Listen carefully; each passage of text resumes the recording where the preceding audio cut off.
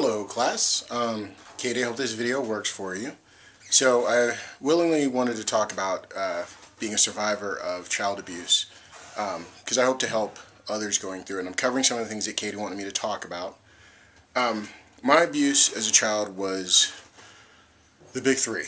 It was physical, sexual, and emotional by three main predators: my mother, my aunt, and my babysitter. She lived across the street. Without going into too much detail, my mom was responsible for the physical and emotional from a very, very early age, and my aunt and babysitter were responsible for the sexual, both at early ages. No one ever really noticed. You know, when you're being abused as a child, you don't have time to develop any personality traits. So no one knows that you're being any different than normal because you're just being you.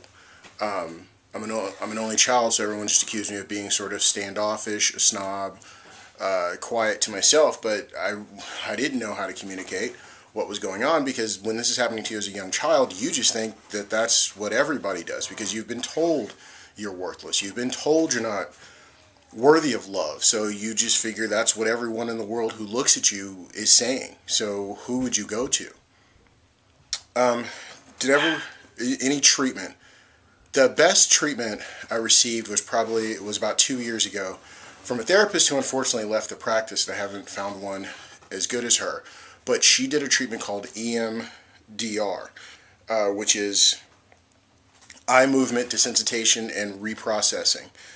You can look up the details of how it works, but it's very helpful, for PTSD. In my case, a lot of the PTSD that I got from my child abuse.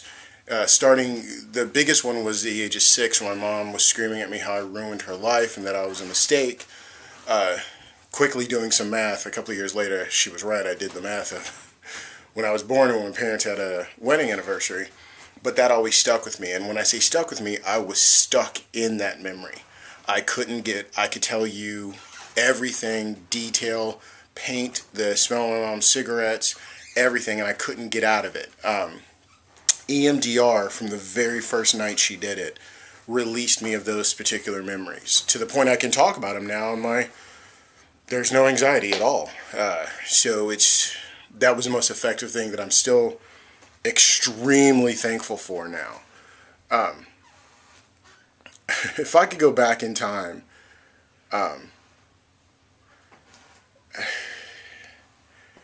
and try to get someone to help me, because of the way it was, I don't know if I'd try to get somebody to help me or I would just run away. And that's just, I'm a very honest person. That's just a real answer. When your home life is what is doing this, that's where you are all the time. There's nothing you could do. There's no one that's going to help you. Any help you receive is always going to be external. Meaning at some point you're still going to be left alone with the predator or predators in question. One of the reasons I do enjoy,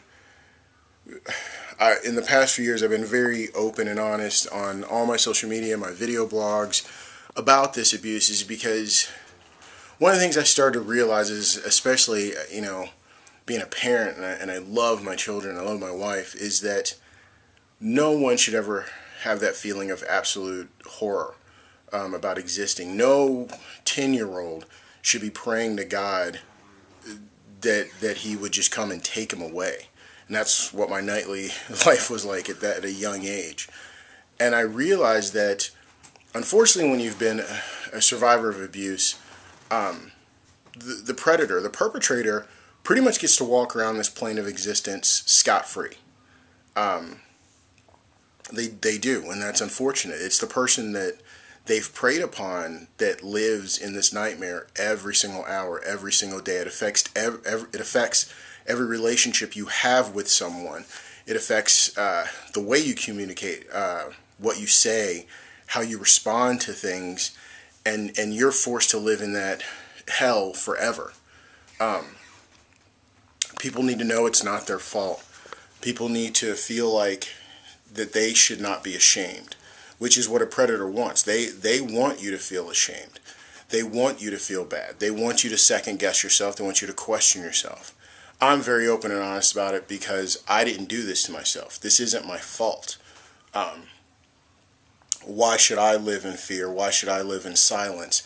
And other people get to walk around and act like they're the perfect mom or the perfect aunt or the perfect babysitter. I would say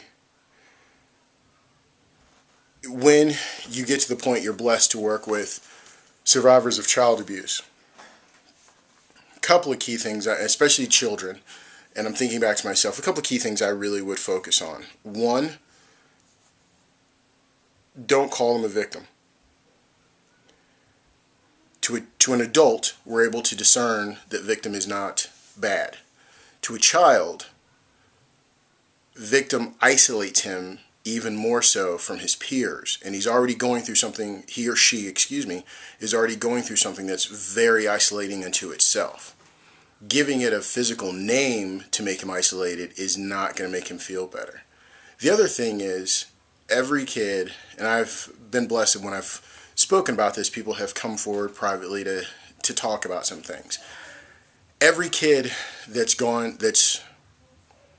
through this abuse has an anchor, and for me it was comic books. Still is to some extent, but it was comic books. The fact that every hero came from an absolutely horrible origin, a horrible beginning, a horrible situation gave me hope. Every kid who's going through abuse has an anchor. They have an anchor that is keeping them, that's giving them a little piece of freedom in the corner of their head. It gives them a little bit of hope in the recesses of their heart. Find out what that is. Find out what that anchor is. Learn about it. And speak to them from there. Speak to them from that platform. One, it's a wonderful way to communicate with that child, but two, it's a little bit of a self-reassuring thing for that child that their anchor was right, that it's not what's being forced upon them in this world of every single day, but it's that little bit of hope they held on to. I hope that answers any questions. If you guys have any, please let Katie know. She can send them to me, and I'll answer any and all questions. You guys have a wonderful day. Thank you.